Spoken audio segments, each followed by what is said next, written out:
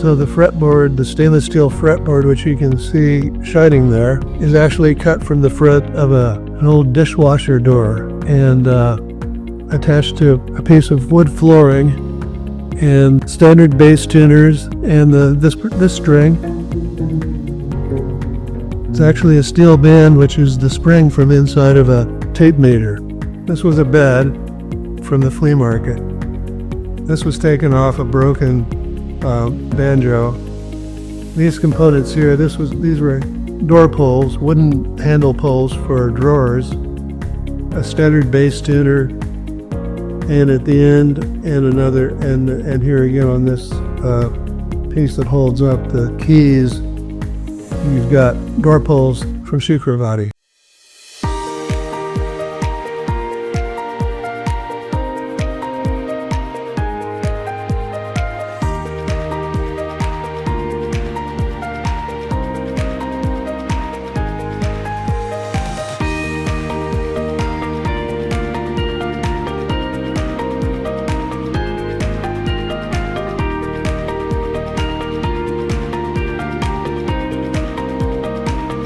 This particular instrument, you can see the long view, sounds like this.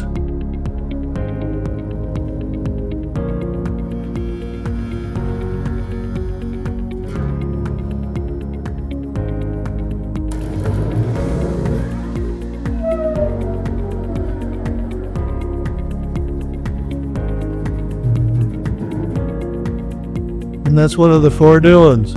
It uses a stainless steel fretboard so that I can pluck on it like this. And the first of those stainless steel fretboards was fabricated here in Baroda last year by a really great art fabricator. And in this case, this gets back to my true roots, which is using available materials and common materials, cheap materials. So the fretboard, the stainless steel fretboard, which you can see shining there, is actually cut from the fret of an old dishwasher door and attached to a piece of wood flooring and standard bass tuners and this string. It's actually a steel band, which is the spring from inside of a tape measure. So in a nutshell, that compresses a lot of the things that I do into one instrument, and I love playing this one. It's among the most flexible of any I play. So how did this get started? The introduction was perfect, but seriously, it started when I was a little kid. I started making things when I was really young, and I started destroying things at age 12 when I cut that violin neck. But my curiosity about creating new sounds has never abated. So I won't repeat myself. We'll figure that's lost to the wind.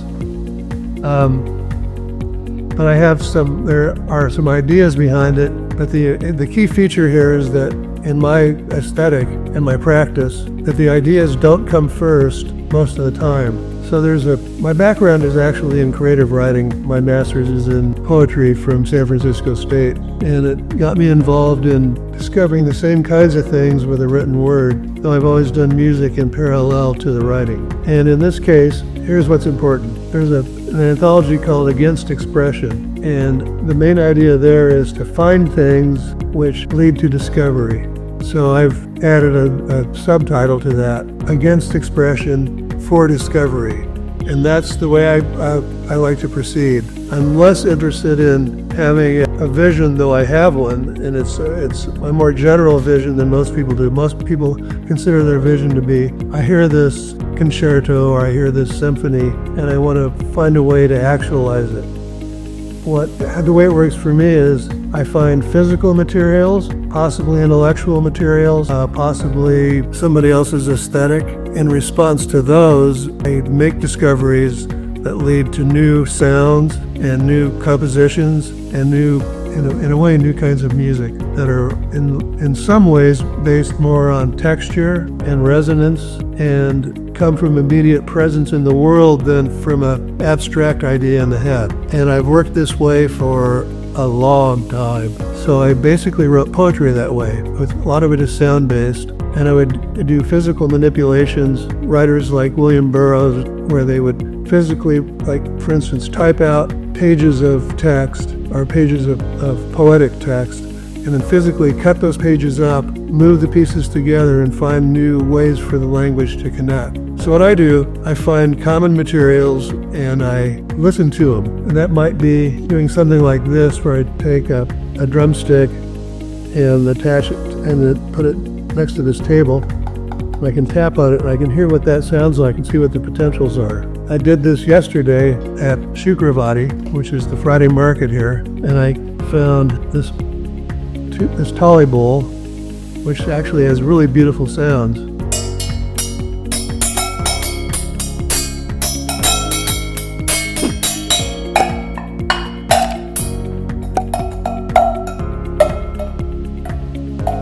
So this will end up, I have a 4-piece one like this that I've already completed that I made last year. I'd never seen a 2-piece unit like this. We haven't served a meal from it yet. And it'll be a perfect handheld unit when I put a pickup on it, so it'll be able to perform in large spaces with it. I think the sounds they speak to me. There's a presence there, and that's the kind of thing I'm looking for in all of these materials. I really started with toys, so the only toys I could find at Shukravati that would help out with this would be these toy horns.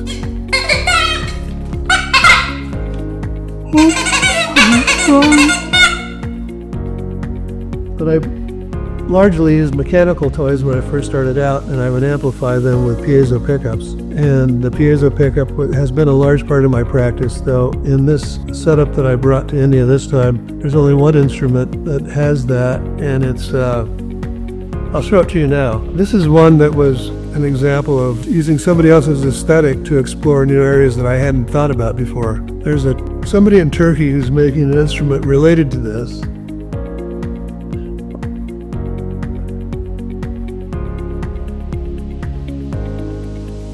As you can see, it's cello-like and has a spring that goes down to where the pickup is. So any sound that is made by this instrument comes through the spring, so you get this huge swell it's like living inside a giant reverb, a cello inside a giant reverb, but none of it is artificial, it's all the instrument itself. So there's no electronics involved in this except for amplification. And the sample instrument was something with a neck very similar to this, which would have, say, 8-foot springs to giant drum heads. And it sounded beautiful, but the problem is you could never take it anywhere because it's about a 10-foot instrument. So, and it would feed back like crazy if played live. You could only play it solo in an quiet acoustic room. So a friend who's a cello player asked if somebody, meaning me, could make an instrument like that was portable. I thought, I can do that. So I made it, and I liked the one I made for her so much that I kept it and made her a second one. I'll give you an idea of what this sounds like. Indian bow.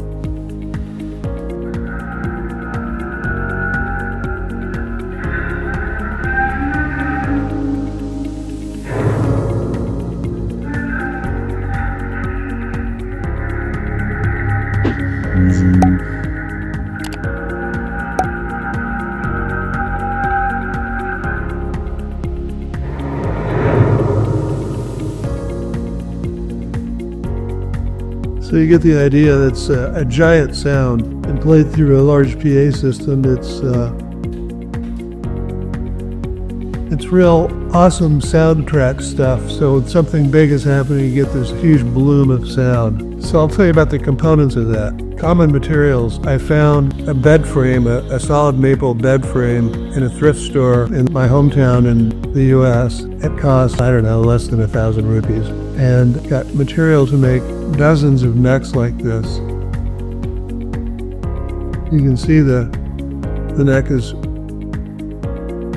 put together from 2 pieces, and it's not unlike the neck on a high quality instrument. So I have a high quality neck from super common materials, which brings to mind a performance and a conversation I had in Mexico City. So I did a workshop in performance at the Museum of Antique Toys in Mexico City, which is a super interesting place to visit if you get down there. I recommend it. It's in downtown. And after we played, and it was a well-attended workshop, 35 people who were very enthusiastic, and actually one of them broke my good bow.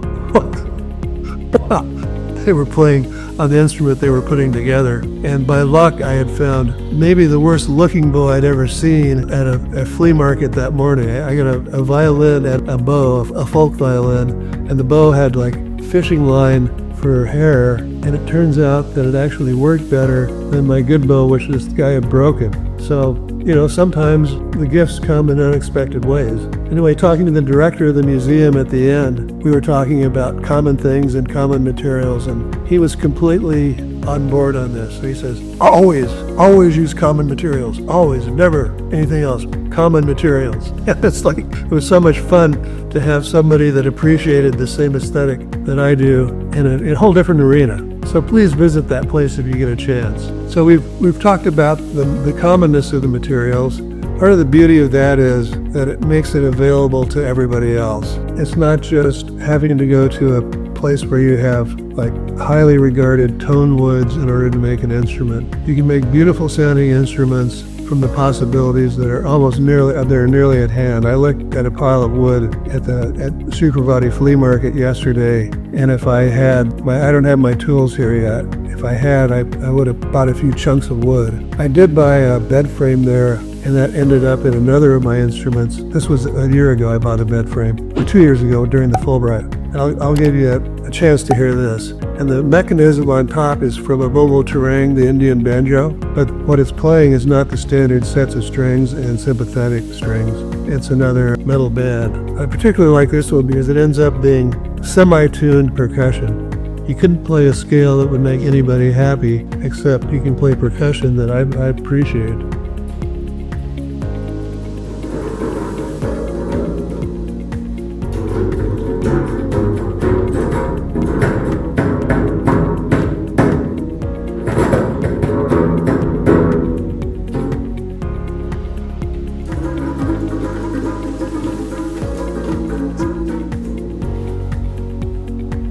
And that fits in nicely at ensembles where I'm playing with drummers. And the body of it, this was a bed from the flea market. This was taken off a broken banjo.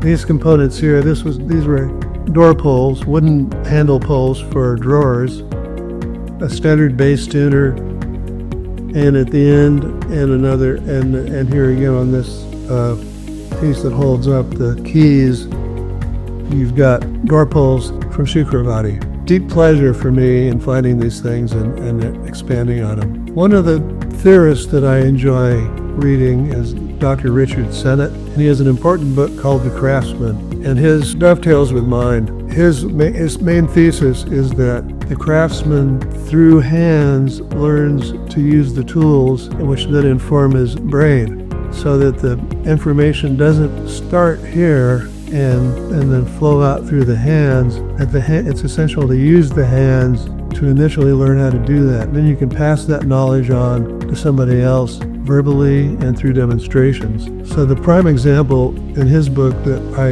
really think is accurate, when the scalpel was invented, people tried to use it and they would apply force. Basically it meant when a very sharp, very thin knife was invented, and I don't have the dates on this, it's, say 500 years ago, that initially people tried to use it like they use other knives. It would be like this. And what would happen was like, a huge mess would come out. So what had to happen was the hand had to respond to the material of the knife, to the material that it was cutting, and instruct the brain how to handle that material with that kind of blade.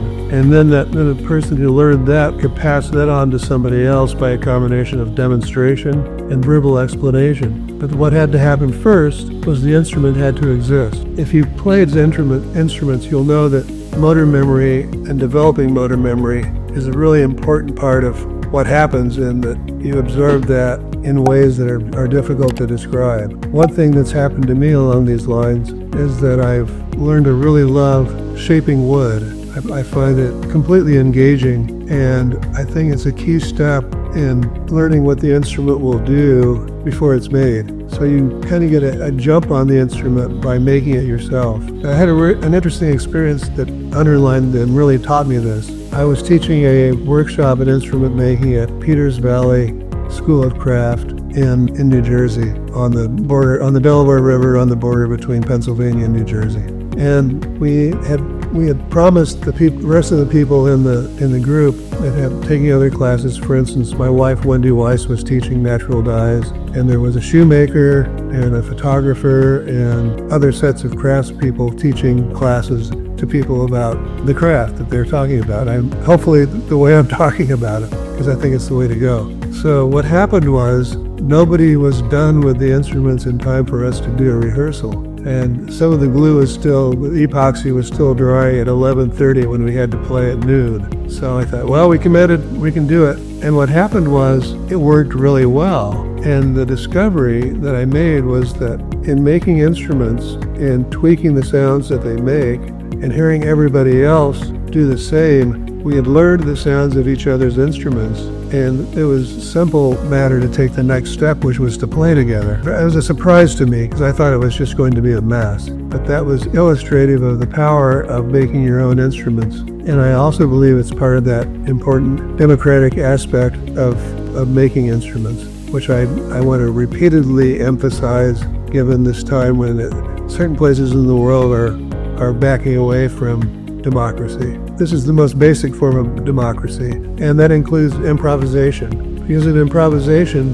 which is key to these instruments, though I have played in standard bands with composed music, but the democratic aspect means everybody has a voice. And this is where that listening to somebody else's aesthetic comes in. So you've got somebody who has a certain set of skills, like a young friend that has been playing with me every Monday, and he's recently divorced, and we give him a meal then. So it's a friendly exchange. And he plays very melodically. And some of the people that play the kinds of music that's normally played on instruments like these, this kind of atonal avant-garde stuff, think that that's the only way to play. And he said, yeah, I had somebody tell me I shouldn't play melodically, I should play this other way. And I said, no, play the way you play, because that's the important thing here, is to play the way that fits you with the instrument you have in hand in the context you're in. And then we find a way to blend it and make the context complete, but we're never ignoring what the context is and what the other person is providing. So it's the way the other person's aesthetic becoming part of the music. My friend Trishant, who so generously introduced me today, is somebody who told me once when we were playing, we've played together quite a bit, and he's shown up on a record that we released in the US. He said, nobody else has ever told me to play what I want. They always told me what I was supposed to play or sing. So that goes completely against my point of view. I like to compose by assembling the group of people that have compatibilities and contrasts, and expect them to make the choices that lead to a complete sound that's effective. The next one is AI. So I've been working with an emerging media arts group in the United States, and we worked with some physics professors on creating quantum experiences, and we worked with a Harvard artificial intelligence guy who was trying to connect some kind of cognitive power that was measured by AI, and I think it was originally used for marketing in some way, trying to connect it to a meditative state. I didn't really get it, ever, so I quit attending the meetings. But my role is to create the sounds for this experience. So I'm still waiting on that. But it did get me interested in AI, which is, I think, I'm glad I did. And only recently, in the past few weeks, there's been news that's come out about a couple of researchers, one of whom won the Nobel Prize for using AI hallucinations to help create new proteins. And there's another group who have invented 125 new antibiotics using AI hallucinations.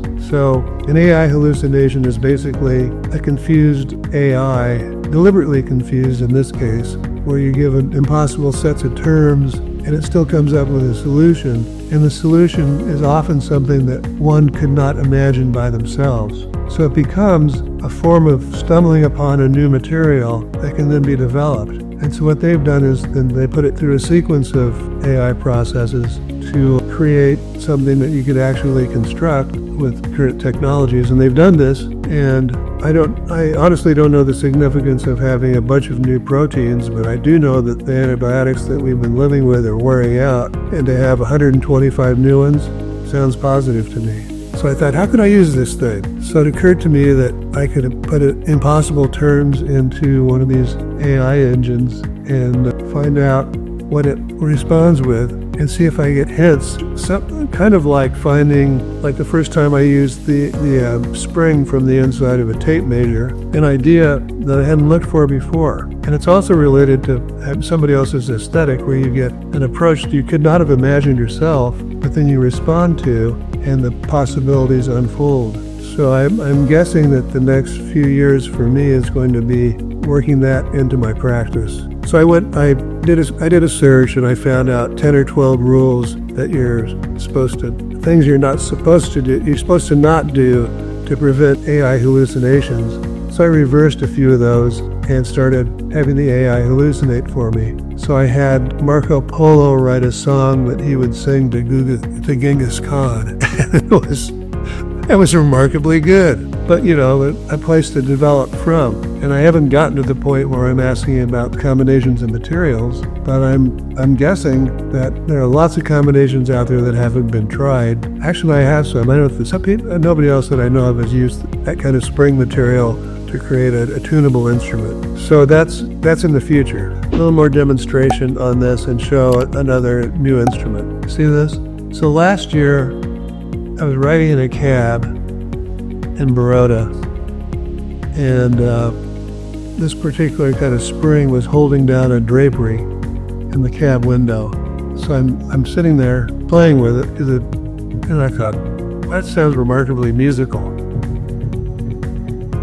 So I found out the hardware store in the bazaar where you can buy that material. It's super simple.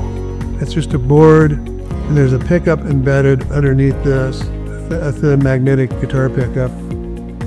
And it's tunable by moving the rubber ball, so you get a different pitch.